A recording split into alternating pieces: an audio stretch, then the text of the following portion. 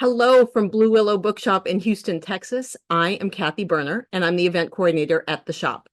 My colleagues and I are honored to host this virtual event celebrating the publication of Alexis Hall's novel, For Real. Thanks so much to our partners at Sourcebooks Casablanca for working with us on this event. So let's welcome Alexis to the conversation.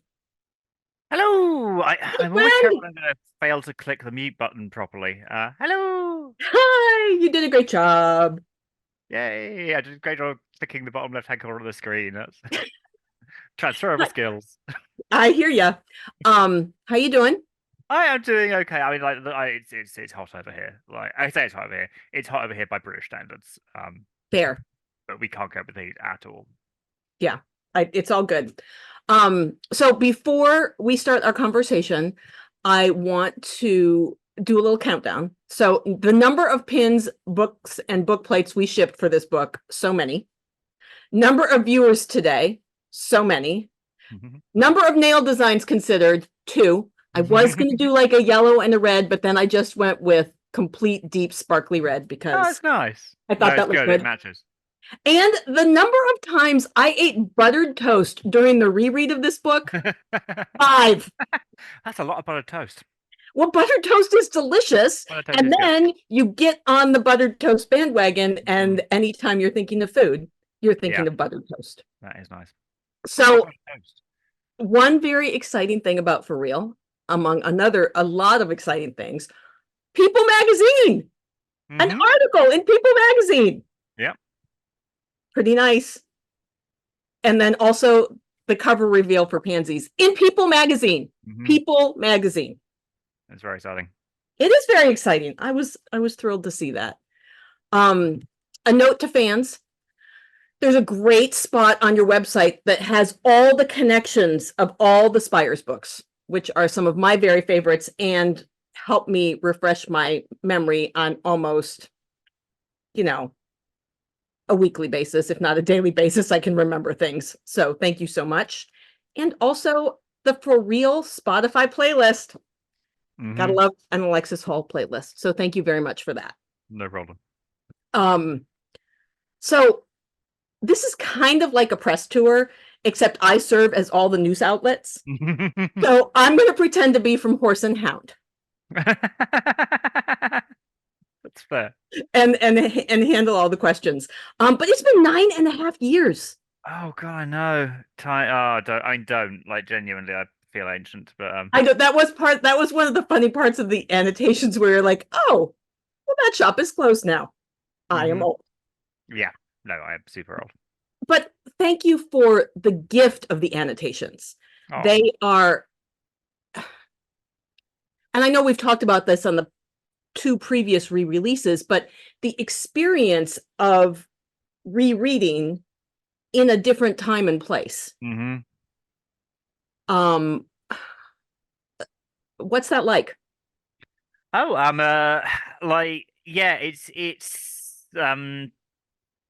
it's oh God, like hard to sum up in words, as you can hear. It's a little bit disorienting, slightly jarring. Obviously, it's wonderful to be getting a re-release, and that's great, and I feel very privileged and very lucky. But it is, I think, because I do, as one gets older, one does think a lot about the passage of time, and so you do get into that kind of really weird. Oh gosh, things are closed down. Things are not there anymore. Things are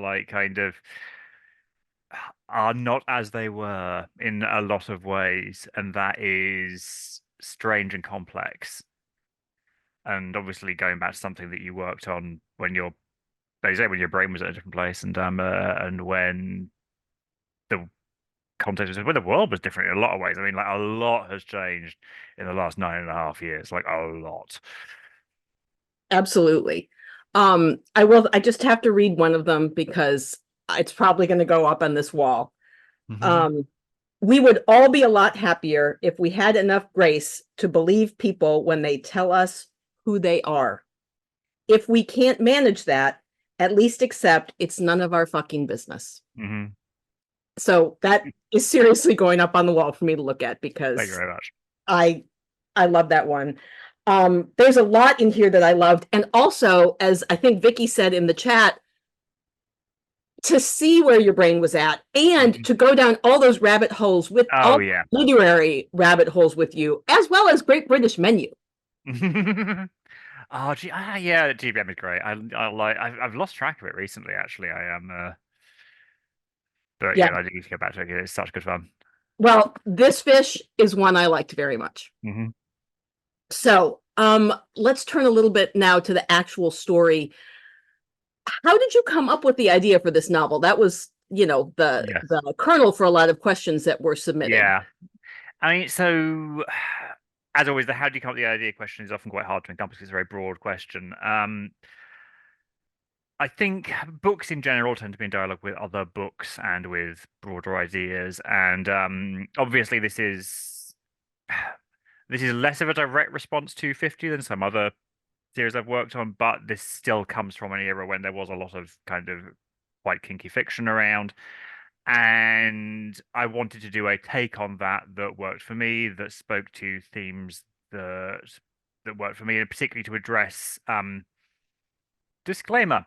I never want to claim that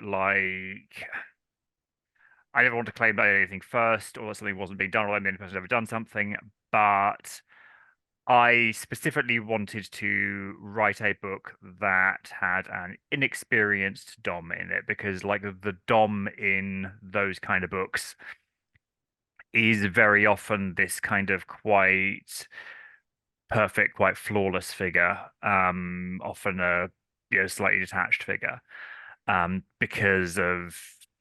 I mean, I don't want to overly analyze, but I think in any kind of in romance in general and in any kind of fiction, there's characters you are supposed to identify with and characters you're supposed to have other feelings about. In romance, there's characters you're supposed to identify with, characters you're supposed to find hot. And very often, particularly in kinky romances, it is often the case that the sub will be the POV character, will be less experienced, will be, if it's an MF book, they'll be the girl, and then the Dom will be there as the fantasy figure you're supposed to be kind of into. And I wanted to bring more balance to that. I wanted to have a Dom who was humanized and vulnerable, and that led to a lot of the other ideas. Well, you did it really well. Thank you. And so many people, as you said in your foreword, before boyfriend material, this was known as your most popular Oh work. yes. So clearly other people agree with me.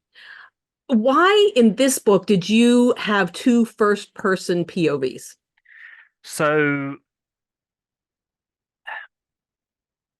I do tend to default to single POV, and I do tend to, but I sometimes dip into dual POV. I suppose the like the really glib answer, which is, and I don't mean this in a glib and dismissive way, but I think a way that might help articulate what's otherwise quite a long, rambly thing about my thought process is like, which one would you cut? Like, which version of this were you, like, I think because I was writing in this context where I wanted it to be about vulnerability and I wanted it to be about exploring a kinky relationship in a way in which the kink wasn't the conflict and in which and in which both the dom and the sub are whole human being who whole human beings who you're supposed to relate to both of them, and that's a lot easier if they're both POVs. It also allows you to kind of better, I hope at least it allows you to better understand kind of the gaps between them as well as the similarities between them. And in some,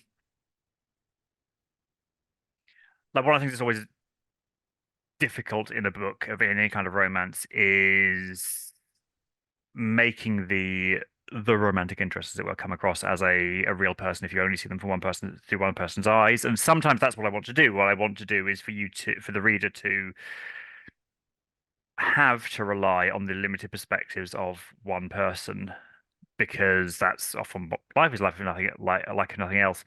But in this case, I really wanted the reader to be able to understand both of these people, to understand where they were coming from, to be able to like properly inhabit. That's the word. I'm sorry again. It's hot. I'm drinking water, but my mouth's getting dry very fast. To properly inhabit both of them. And for them to feel very different, and for that not to be. It was really important to me that it really feel like two different people, as it were. Because sometimes you can sometimes get dual POV books where it's just kind of about the camera following both of them, Hmm. which is another valid way to do it. Like sometimes that's the kind of narration you want, because I like to write very close POV. So it was really, and because they're at such different stages in their life and they have such different contexts, it was really important for me to, well, force isn't quite the right word, but I think to facilitate the reader moving sort of fully from one of their perspectives to Hmm. Hmm. fully in the other. Um, Yeah, and I'll just point out in the annotations, at least in the ARC, it's the annotation is chapter 5, annotation number 4, where you do a very deep dive into it. yes. And you do it beautifully. One of the things, one of the phrases that kept running through my mind as I reread this book Hmm. was Luke wanting to say to his mother, Hmm. it exists on a spectrum, when Yeah. she was talking about drag. Oh And I think yeah. all life exists on a Oh yeah. spectrum. Absolutely. And for you to make it very clear in this book about kink Hmm. that kink exists on a spectrum Exactly. Yeah. is a gift. It really, really is. And I appreciated it very much. One more question about kind of voice. Lori's chapters are past tense and Toby's are present. Why did you make that choice? It's it's arty shit. Sorry, it's so part of the reason for doing dual POV was to make them both come across as real but distinct, and the and obviously because I think was also like we talked at the very beginning about like looking back at these books after 9.5 years, sometimes more for Land, less the more recent ones.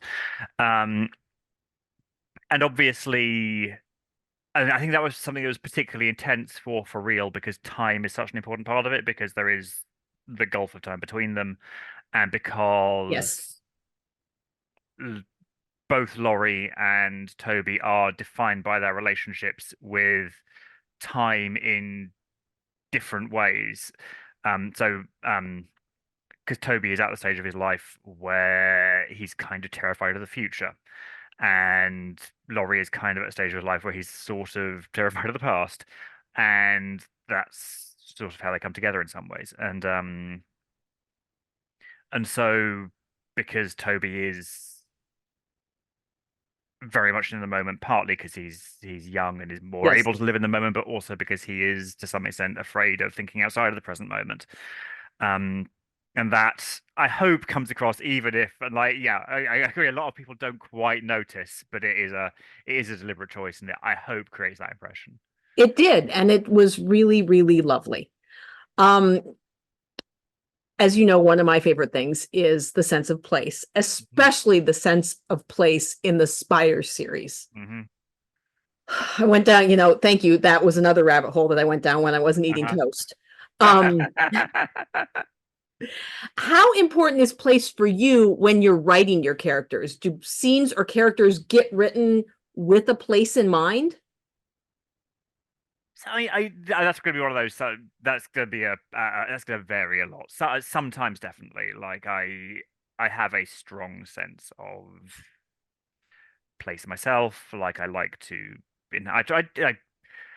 like I'm not good at being mindful, but I try to sometimes be. And you can, and you can just sometimes be in a place and be like, kind of, okay, this is a space. I can sort of feel something going on. I can imagine something going on here. But a lot of the time is believe that place in general is just important. It's not with specific scenes. Like it's not like I'm trying to think of trying to think of a good example. I mean, I'm trying to think of examples just to make sure I'm again not saying anything that's misleading. Obviously, some scenes have to happen in some places because those are things that happen in places. Like if you're going to go to a high table dinner at an Oxford college, that happens at a high table in an Oxford college. Um,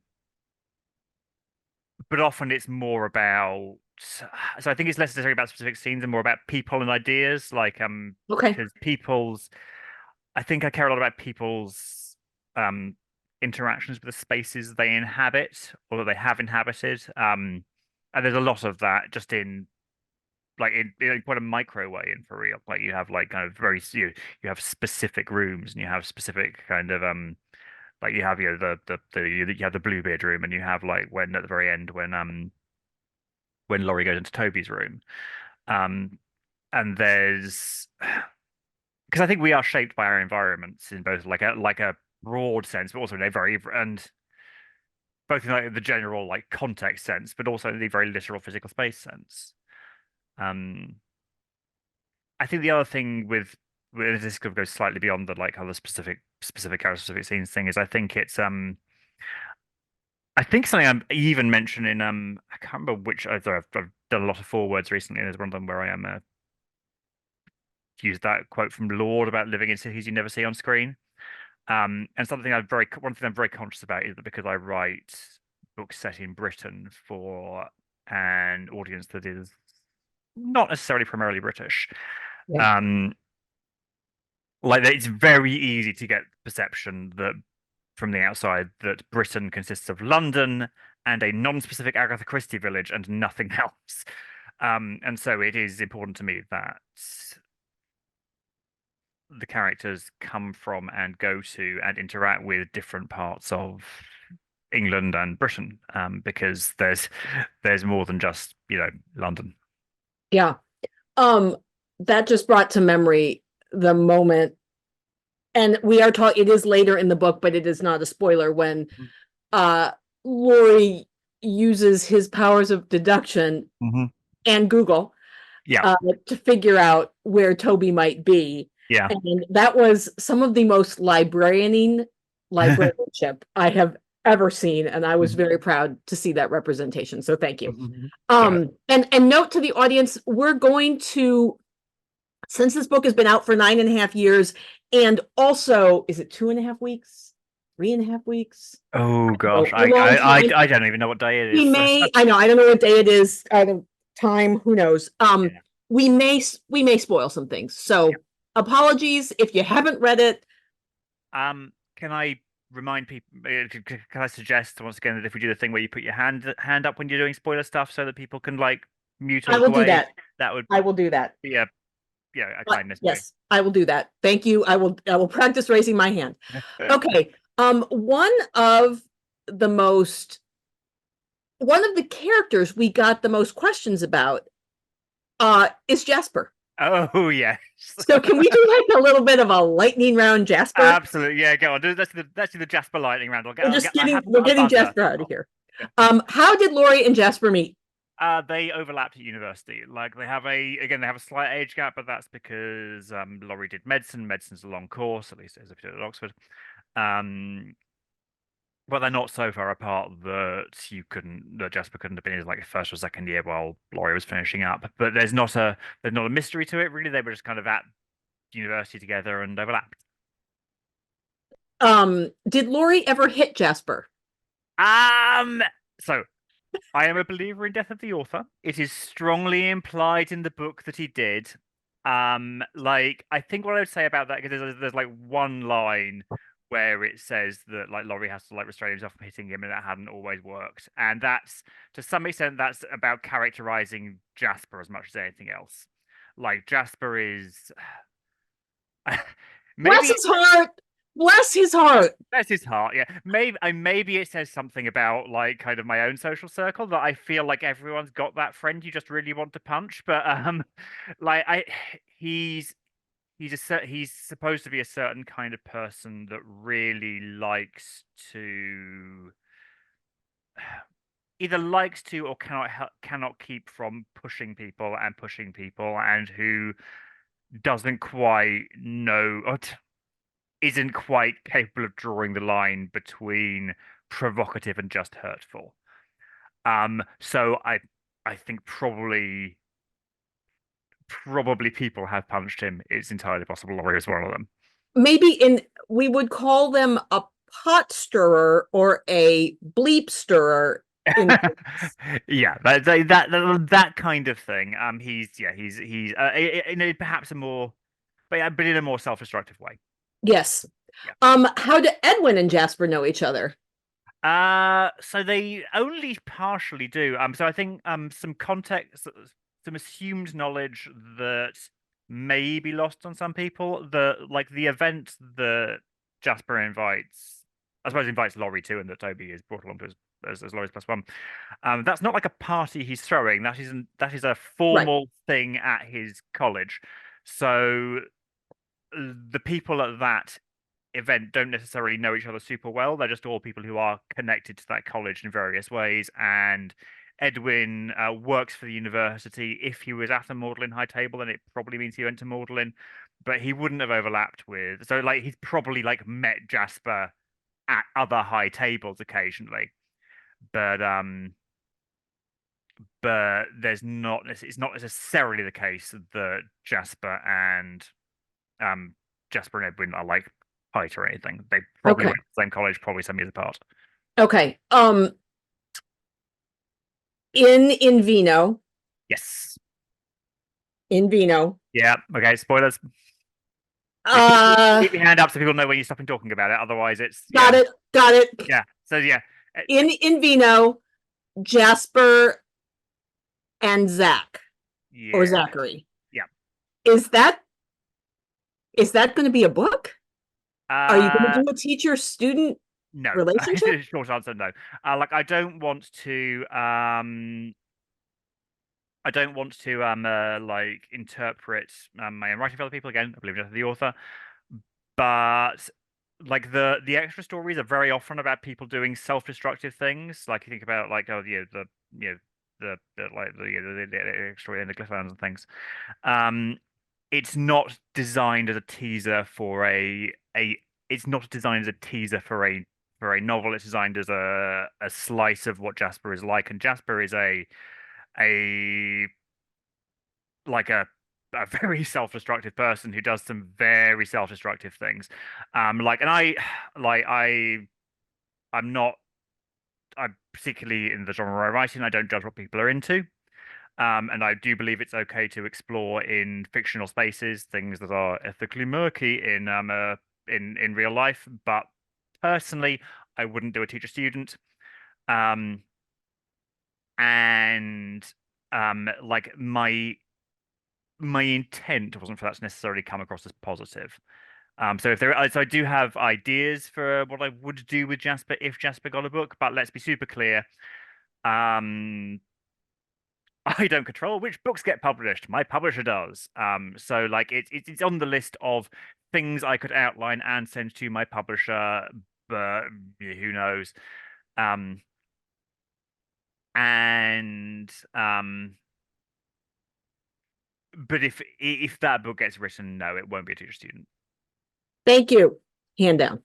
Okay. One last Jasper question. Lori at some point says that Jasper's students have a hashtag for him. Yes. Do you know what that hashtag is? I oh good lord. I think I mean like I'd have to think back to what like hashtags would have been like in the era. Right. So like because like we were outside the fuck yeah thing. I don't off the top of my head I would say I don't know. Okay. Um, It'll be slightly playful. oh, yes. Okay, Jasper. There we go. We answered a lot of Jasper That's what. questions. We're going to move on. Here's one from Germaine.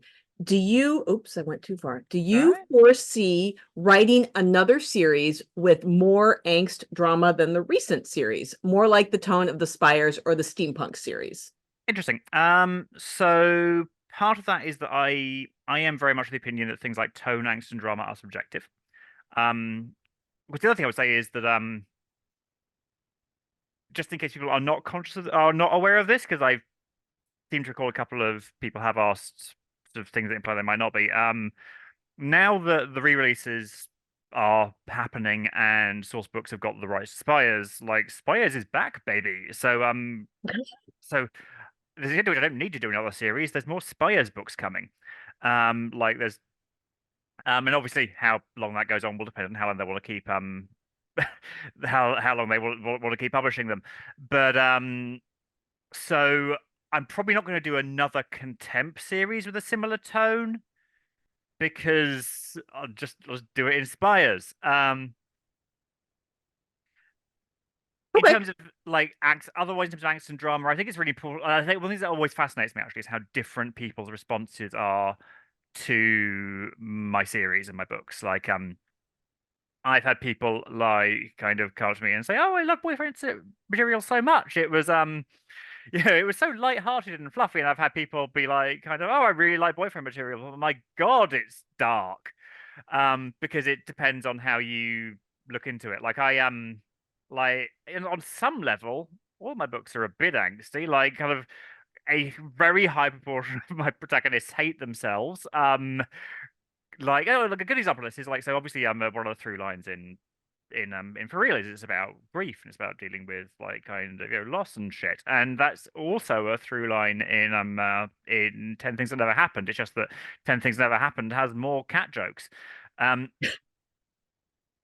So, and similarly, like I'd argue the like Lady for Duke is pretty like it's not the same tone as Spires because it's more big up Histron, but it's really angsty. Um, yeah, I mean, in terms of drama, like Mortal Folly series has a lot of drama because there's you know actual mortal peril in it. yeah. Also quite a lot of angst in it actually. Now I come to think about it. So yeah, I hope that answered the question. It was a bit rambly. I apologize. You know what? Anytime you want to ramble, we are happy to listen. And I did write Spires is back, baby. That's my new thing. Also going up on the wall. Excellent. Here's a question. There has been a lot of discussion lately regarding getting books from the library versus purchasing them. Some authors have very strong opinions. Do you? Okay, so now this is a complex one because I simultaneously like my first thought on this was I don't have an opinion on this. I don't know what it's about. My second one was like if this is about like if I could imagine things this could be about, and I have very strong opinions about the imaginary straw men I had to construct to decide what could be. Because like if there are genuinely authors who are saying don't get my books from a library because then you're not giving me money, unless those authors are, not to put too fine a point on it, really right wing or like Ayn Rand or something, kind of fuck them. Like libraries are really important. Get books from libraries, support libraries. And obviously, obviously, I believe I assume Cathy would agree with me, even though you run a bookshop that sells books. Like so like I don't want to I don't want to like create a moral panic out of nowhere or be or to be tilting at straw men, but like obviously I'm not going to tell you not to buy my stuff because that is how I make my money, but I do think that the the kind of the least what the fuck take I have on this is that maybe there are well-intentioned readers who feel that if you like a person's work, you should support them by buying their stuff. And that's very lovely. And again, I'm never going to say, don't give me your money because I do need money to eat and pay bills and things. On the other hand, like libraries are good too, and yeah, and also yeah, the libraries do buy books, like they do. Yeah, like how do you think libraries get books? Like using a library isn't the same thing as piracy. Like, Truth. And I'm speaking as a librarian who became a bookseller. So also I love seeing how many librarians are in the chat too. That makes me really happy. But it's an interesting for people who don't know all the behind the scene mhm. mechanics of how publishing works. I could see how that would be a hot take, but But it's not a take I would personally agree with. no, because PS a library is created in theory to be very democratic and to Ex- allow access for people regardless of their circumstance. Yeah, and that's the other thing. And obviously, like, I don't want to, like, I don't want to say that my books specifically are a human right because I don't think they're that important. But like, being able to access books is super important. And yeah, I don't want the only people who can read my books to be people who can afford to pay full retail price for them. Like, if you buy it secondhand, great. If you borrow them from other people, great. Like, I would rather you didn't pirate them, but particularly Yes, because but go and support a local library, please. absolutely. Especially if you live in the state of Texas, please support a local Oh God, library. yeah, please support But libraries in Texas. we are not going down that road Oh too. no, it's it's And depressing. it's okay. Everything's okay. It's fine. This is Um, fine. This is fine. this is fine. Here's a lighthearted one. If you could go on a date with any of your characters, who would you choose and what would that date look like? Ah, I thought about this one for ages. I'm going to go with Miss Bickle from the Mortal Follies series because I think she's a tremendous fun. Like, I think we'd probably go for tea, and then we'd go looking at fairy rings, and then she'd read me some of her anonymous lady author of sensibility fan fiction. Like I like it'd just be really nice. I think that I think everyone should date Miss Bickle. That'd be great. Yes, that would be fantastic. Um, Here is one. Do you feel like books with the BDSM aspect give you an extra platform to explore the vulnerability that has to accompany deep love? I think I think that's one of those where I would almost think of it the other way around. I think what I would say is the to me because I think a lot again. I keep on another thing about saying when you think about it, all my books are basically the same, which is not a great. They're not in a lot of ways. They're quite nuanced and different. Please keep reading and buying them or getting them out of libraries. Um, but I have a lot of books that explore vulnerability in different ways. I write a lot of books about, like, especially emotional vulnerability. A lot of, again, read into this what you will. A lot of my protagonists have difficulty being emotionally vulnerable. Um, some of them use humor as a defense mechanism. Um, so I think to me, it's almost that the focus on vulnerability and on emotional vulnerability is another way to explore BDSM and what we think about it, the assumptions we make about it. Like one of the things I really wanted to do with Toby was to have a Dom who was emotionally vulnerable. Like I very much didn't want to. I think one of the things that's interesting is that like I think sorry, obviously in fiction, sometimes things are like the thing they are, and sometimes they're a metaphor. Um, and um, and so sometimes, yeah, when you are writing about kink, you are sort of using it as a stand-in for questions about vulnerability. Mhm. But this book in particular, like the kinky sex stuff, it wasn't supposed to be about anything except kinky sex in a way. It was like in a sense that that was a thing.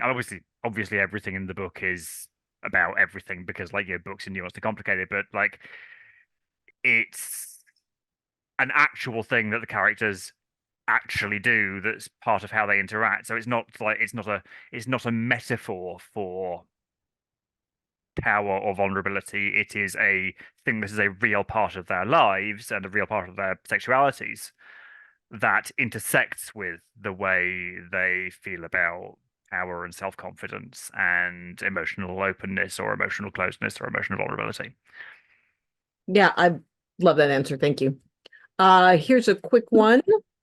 The questioner, I'm dying to know if Amy, quotes, Amy, who was leaving as Lori arrived at Grace's Pancake Saturday in chapter 7 of For Real, is Amy Miller from Glitterland. Yep, same Amy. I think someone actually mentioned above it's on the connections document. Yep, I believe so too. Also, Pancake Saturday or Pancake Sunday, what a beautiful tradition. We may be starting that very soon in our own Oh, home. that'd be very cool. Um, Here's one. Fan fiction is growing in popularity. Are you reading any fan fiction? Do you read anything based on your work? What is your take as an author when other people use your work? Is that a compliment or problematic?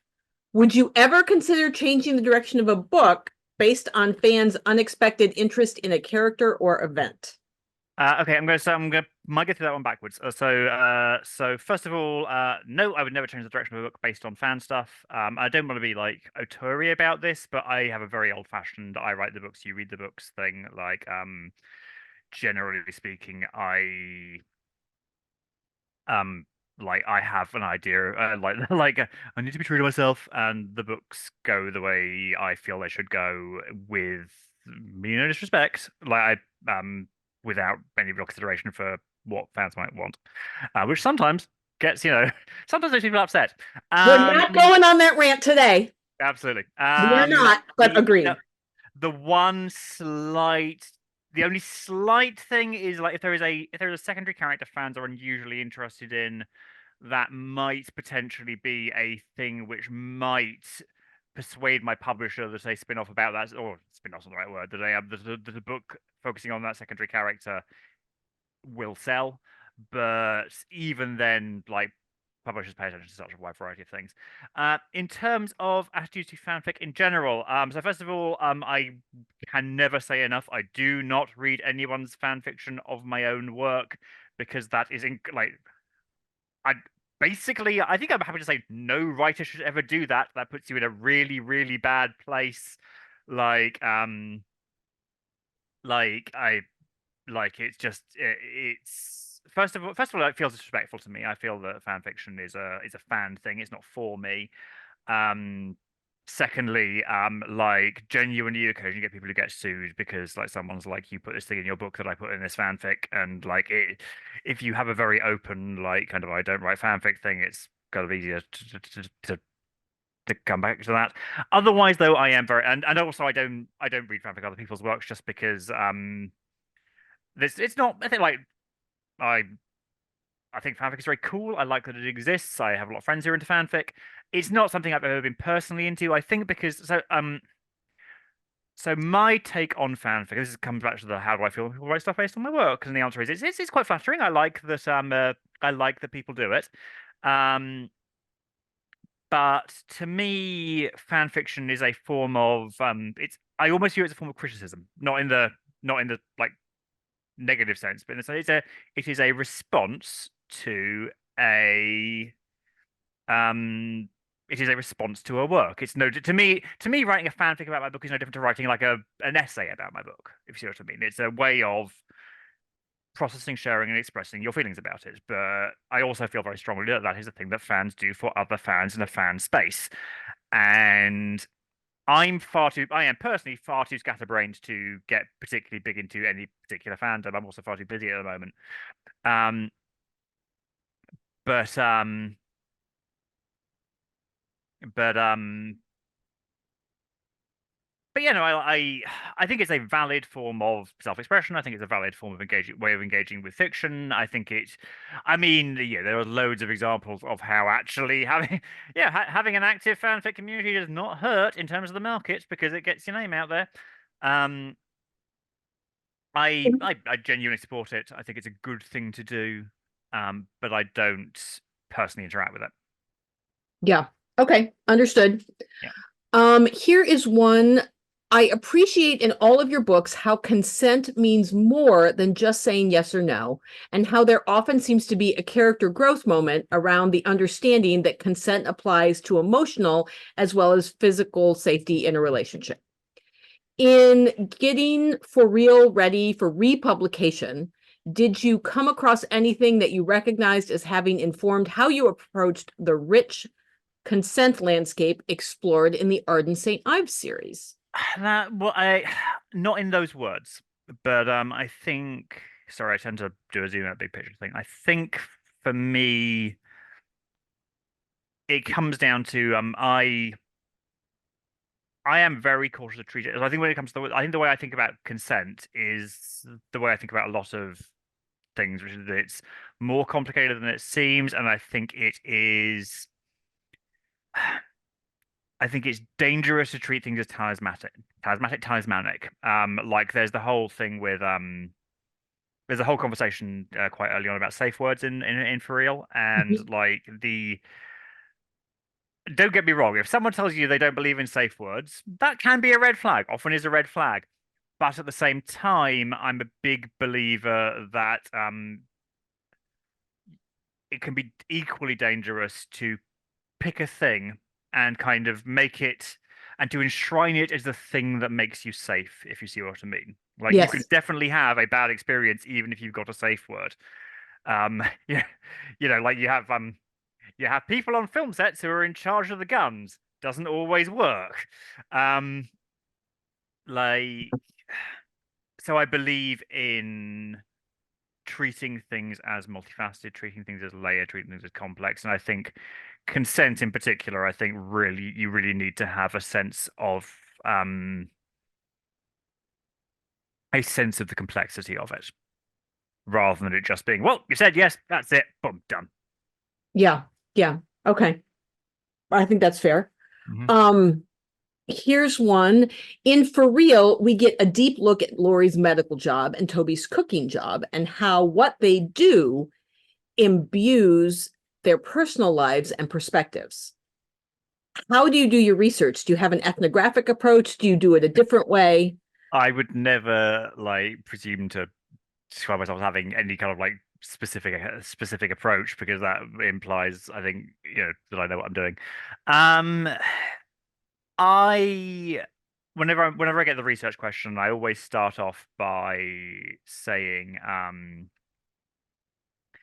by saying please don't learn from my books. Like do not assume that I am right about things. I shoot for you know both material fans. I shoot for very similar shoot. I shoot for truthiness.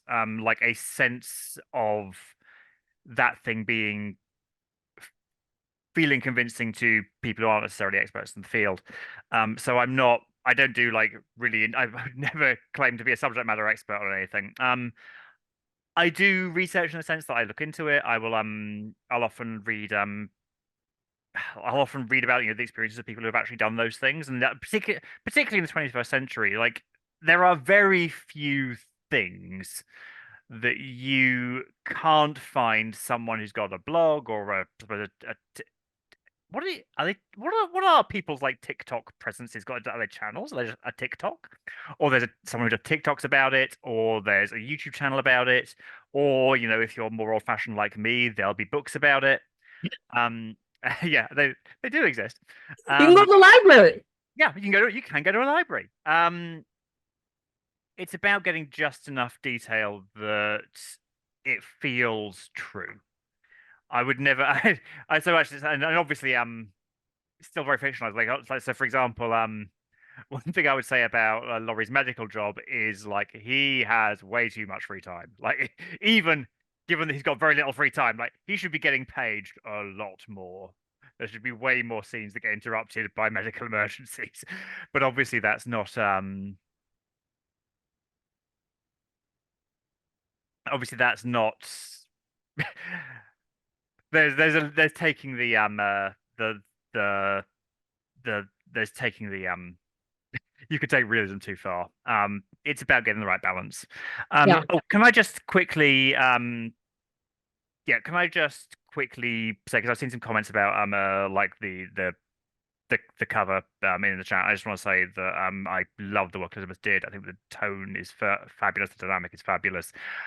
Yeah, you can argue the heights are off. To me, that's not super important. I'm not willing to like kind of call anybody out, but it's like I just want to make sure that Elizabeth Yes. No. gets Elizabeth, across the work she's done. So the covers for all of the re-releases are amazing, and I am like super over the moon with them. I think they're great. absolutely. And especially that recent one you had with the After Pansies was the cover for Mhm. Pansies was released. Just to see them all together and to see Oh the yeah, work she has done and created brought these characters even more to life for us in a visual way is an absolute gift. yeah, no, they're absolutely beautiful. Like I get some of the details niggle at people, and that's completely fine too, of course. But I just It, want to make sure that we are. Oh, well, I at least am incredibly appreciative of Elizabeth's work. I join you. It Elizabeth does such great work. I And I do agree that seeing someone short on a romance cover would be great, however. that very true. Um, Okay, we did that, we did that, we did that. Here is one from Kaylee. I love how you think about 18th century novels in Something Fabulous. I'd be so curious to hear how you first encountered 18th century novels like the female Quixote. Hearsay, I think. Oh, just kind of generally being a dilettante, I think. Like I'm it's the kind of thing you pick up. Yeah, I like I don't talk too much about like kind of early origin stuff. But like, you read all kinds of weird shit at university, at least you do if you're me. Um, so I've always had very eclectic tastes. I've always kind of read widely. I've always been interested in a range of things. And obviously, and obviously also you kind of also I went to a very posh university where like kind of people who were people where if you study English, you just read that stuff. It's on the curriculum. And even if you don't, like you are exposed to a lot of it because you interact with people who are doing kind of those kind of courses. Yeah, yeah, yeah. Um, Here's one. What made you want to explore the revisionist, fantastical, historical fiction area of follies? And is there more of that on the horizon for you? Oh, interesting. Okay, so I was gonna say it was an attempt to cash in on Bridgerton. That's unfair. Yeah. I am I really like I really like that era. Obviously, I love Histrom. I love the Regency. I also really like magic. And I particularly like fantastical stuff that's not traditional medieval. Nothing wrong with traditional medieval fantasy, of course, but I like Regency with wizards, and there's plenty of Regency with wizards stuff out there. I'm in no way claiming to be but the first person to do Regency with wizards, like romantasy, is quite a big thing now. So it's a big part of it was I saw an opportunity. It was on my long list of hey, it'd be cool to do this at some point things. Is there more out there? Yes. So according to my very convenient list of all my shit that I've got pinned to my wall, the second book in the series is called Confounding Oaths, and it'll be out on the 27th of August. That'll be John's book. Yeah, it is indeed. It's a queer magic Bridgerton. That is the tagline that I use for the Mortal Follies series. That's that's Yeah. that's the pitch. It's queer magic Bridgerton. And Confounding Oaths is so good. Oh, I'm glad you like And as you know, it. I had a very strong reaction to a certain scene that I will not discuss until we're in the spoiler section of the next event. That is entirely fair. But you know that I did have a reaction. Okay. Let me see. Oh, this. How do you decide which family members to show surrounding the main character? Is it a reflection of the character, or is it a reflection of their growth, or is it just your personal taste and how the characters are speaking to you? It varies character to character to character to character. So I think it's something I've talked about. I think I've talked about the reference to names is that I often pick a character's name based on what their parents would have called them, and I am very conscious that family is a big part of who you are. Um, Often it's about who's in your life. It's about who you're. It's about who. It's about. It's about what I. It's about how much that person's family is a part of that person's context, and how much I want that to be foregrounded in the book, which is and that like I've that's been all over the shop. So obviously in the in boyfriend material, husband material, like they've both got their parents on page, um, and they have difficult relationships with their fathers and things. In 10 Things That Never Happened is super explicitly about a massive extended family, and so you meet pretty much the entire massive extended family. Um, like it's like you kind of can't really understand Toby without knowing who his mum is and the whole sort of unusual kind of context he grew up in. On the other hand, Laurie's background is a lot less relevant in that regard, partly because Mhm. he's older and so have more distance on it, and partly just because his family's a bit more, I suppose, normative, might be a way to put it. Although again, there's discussion of that. Mhm. Um, so it's I always feel answering this kind of thing with it's what's right for the character is feels like a cop out, but it's what's right for the character. I agree. And I also, the secondary characters that you create are as real to us as your Mhm. primary characters, which is a real gift. You know, here I go. I appreciate Cole's talent Fair. very much. And I also appreciate how you present her. Hmm. It makes me kind of angry at how she moves through life. But I think that's more of a reflection on me than it is on her. I think that's entirely fair. Like I try. I don't always succeed, but I do, and obviously there are some characters who are straight up villains, but I do genuinely try to present people in a way that gives them their due. And I hope that she comes across as a person with her own context and her own way of doing things, even if it's not the way of doing things you'd personally choose. Understood and agreed. Because, oh, okay, see, Melanie, I'm going to go a different way for that. But that's the whole thing. I don't know if y'all remembered, but during the Glitterland event, Caroline, who's behind the scenes for the store, and I have very different opinions on Niall. Hmm. And that's one of the wonderful things about your characters is that we bring our life experiences to our interpretations of those Hmm. characters. And I mean, that's how real they are to us. Death of the author, baby. I I'm sorry, I've said baby a lot. I don't know where I picked that up from. I think I picked it up from Adam Cole. It's pretty darn hilarious. Um, so we'll talk about this more, hopefully in November when Pansies releases. Um, but that's going to be the bracket of the 4. Yeah. And then we have more to come. And I am so excited, especially after rereading Hmm. this book. I am so excited to read Dom the Dom's story Yeah. because the little glimpses you give us in this book, I,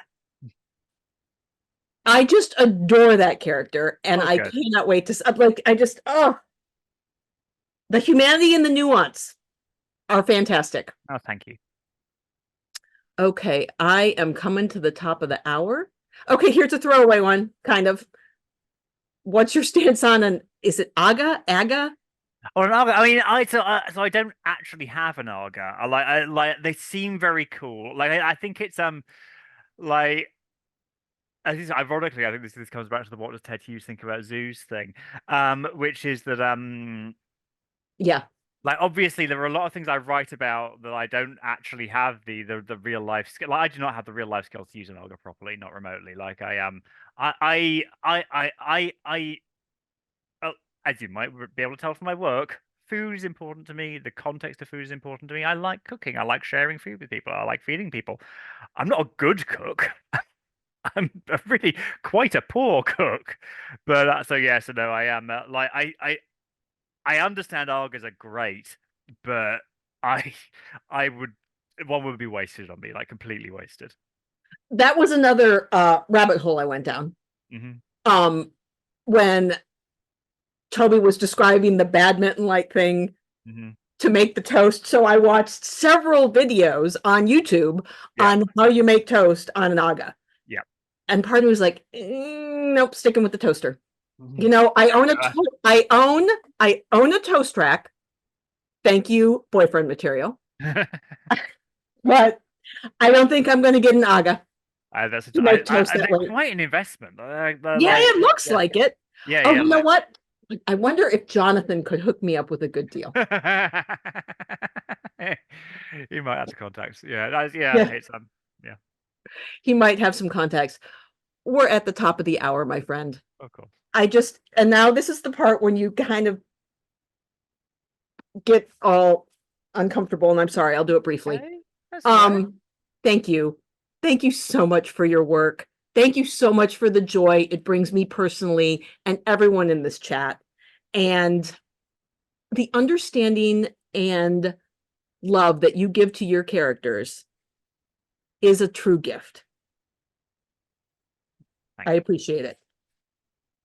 Now you can be all squirming and whatever. I assure you, I'm just not verbalizing it. That But thank you so much. That's very kind of you. everybody who attended, thank you.